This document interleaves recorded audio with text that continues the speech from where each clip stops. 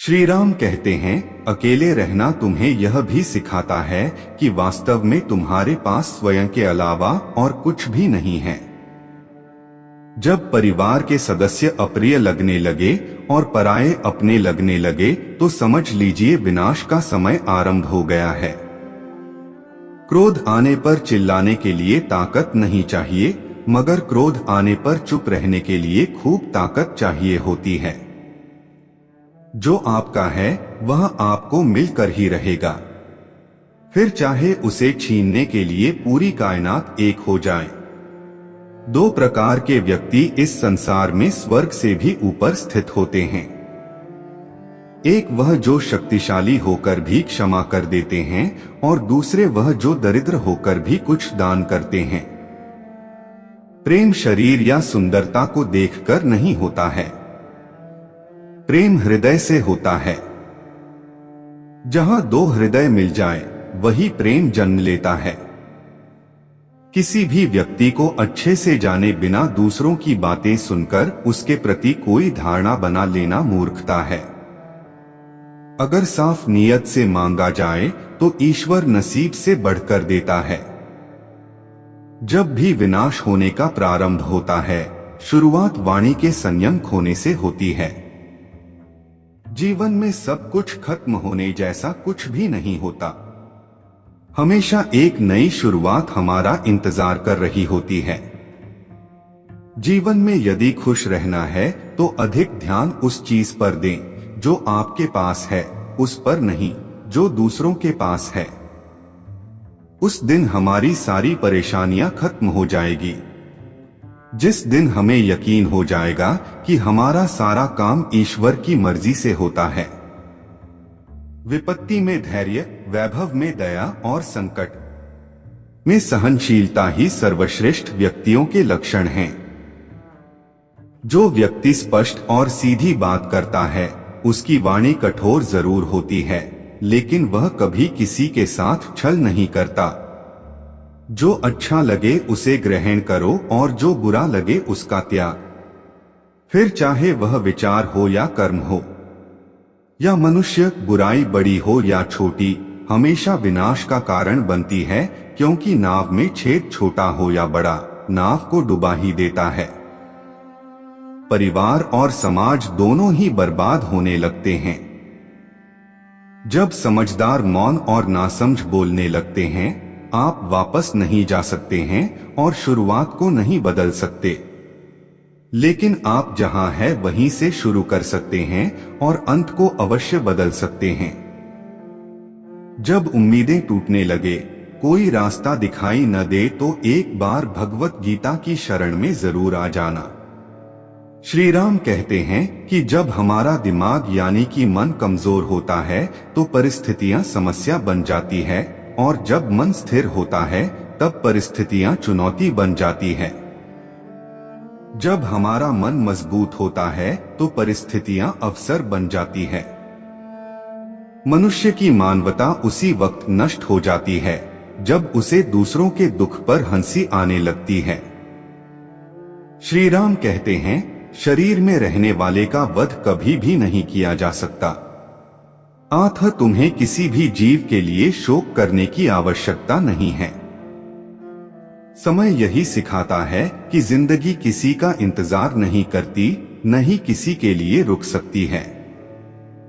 मनुष्य को अपने कर्मों के संभावित परिणामों से प्राप्त होने वाली विजय या पराजय, लाभ या हानि, प्रसन्नता या दुख इत्यादि के बारे में सोचकर चिंतन से ग्रसित नहीं होना चाहिए। यदि आप अपनी गलतियों से कुछ सीखते हो तो गलतियां सीढ़ियां हैं, और नहीं सीखते तो गलतियां सागर है। निर्णय आपका है, चढ़ना है या डूबना है। समस्या इतनी ताकतवर नहीं होती जितना कि हम उन्हें मान लेते हैं। कभी सुना है कि अंधेरे ने सुबह होने ही नहीं दी। गलतियां ढूंढना गलत नहीं, बस शुरुआत खुद से होनी चाहिए। जरूरी नहीं हर बार आपके शब्दों को सही समझा जाए, इसलिए कभी कभी चुप रहना ही ज्यादा बेहतर होता है। जो जितना अधिक शांत होता है वो उतना ही गहराई से अपनी बुद्धि का प्रयोग कर सकता है। सबसे समझदार और स्थिर बुद्धि वाला व्यक्ति वही है जो सफलता मिलने पर अहंकार में नहीं आता और विफलता में गम में नहीं टूटता। प्रशंसा हो रही हो तो ज्यादा सावधान रहने की जरूरत है।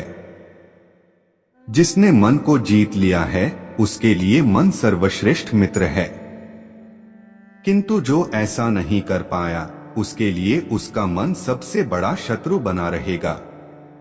नकारात्मक विचारों का आना तय है, परंतु यह आप पर निर्भर करता है कि आप उन्हें कितना महत्व देते हैं। हमेशा याद रखना, बेहतरीन दिनों के लिए बुरे दिनों से लड़ना पड़ता है।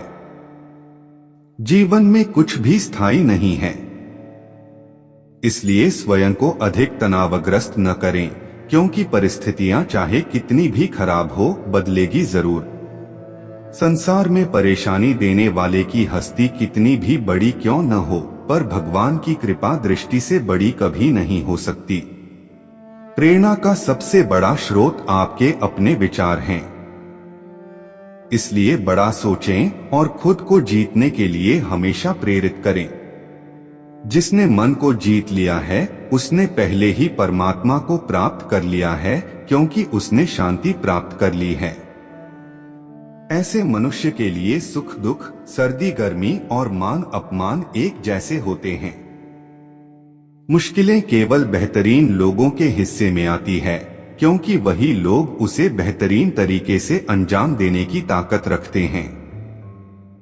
कोई कुछ भी कहे, बस अपने आप को शांत रखो, क्योंकि सूरज का तेज कितना भी क्यों ना हो समुद्र को सुखा नहीं सकता। जहां आपकी कोई कीमत नहीं है वहां पर रुकना अनुचित है, चाहे वो किसी का घर हो या किसी का मन। एक हरीश नाम का लड़का था, उसको दौड़ने का बहुत शौक था। वे कई मैराथन में हिस्सा ले चुका था, परंतु किसी भी रेस को पूरा नहीं करता था। एक दिन उसने ठान लिया कि चाहे कुछ भी हो जाए वह रेस पूरी जरूर करेगा। अब रेस शुरू हुई। हरीश ने भी दौड़ना शुरू किया।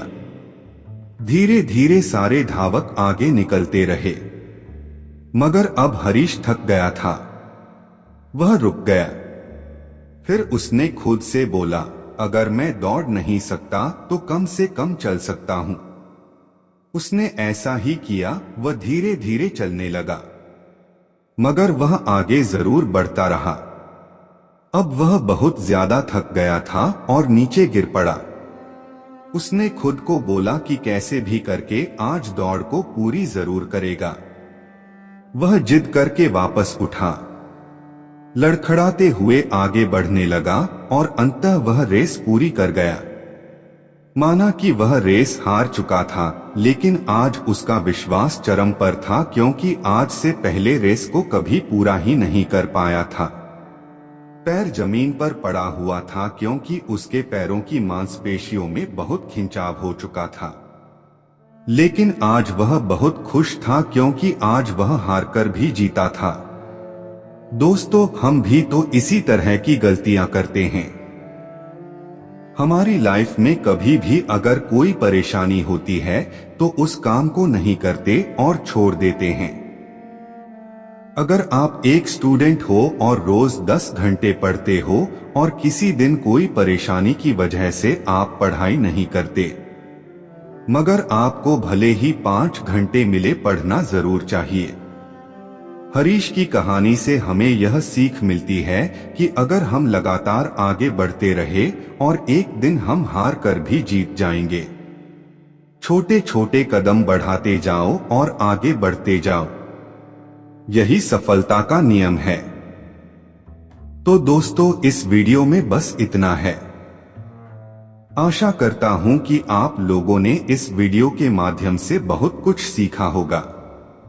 मिलते एक नए वीडियो के माध्यम से, तब तक के लिए अपना ख्याल रखिएगा। बहुत बहुत धन्यवाद।